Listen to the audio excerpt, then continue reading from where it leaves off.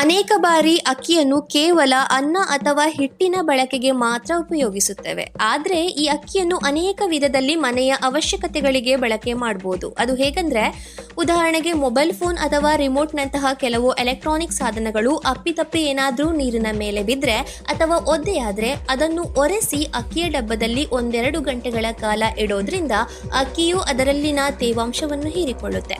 ಇನ್ನು ಮಳೆಗಾಲದ ಸಂದರ್ಭ ಉಪ್ಪು ಅಂದರೆ ಅಡುಗೆಗೆ ಬಳಸುವ ಉಪ್ಪು ನೀರಾಗುವ ಸಂದರ್ಭವಿರುತ್ತೆ.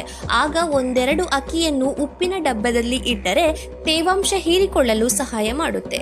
ಜೊತೆಗೆ ಅಕ್ಕಿ ತೊಳೆದ ನೀರಿನಿಂದ ಗಿಡಗಳಿಗೆ ನೀರನ್ನು ಹಾಕಿದರೆ ಹೆಚ್ಚಿನ ಪೋಷಕಾಂಶಗಳು ದೊರೆಯುತ್ತವೆ. ಇನ್ನು ಅಕ್ಕಿ ಕಾಳಿನಿಂದ ಅನೇಕ ಗೃಹಾಲಂಕಾರದ ವಸ್ತುಗಳನ್ನು ಕೂಡ ಮಾಡಬಹುದಾಗಿದೆ.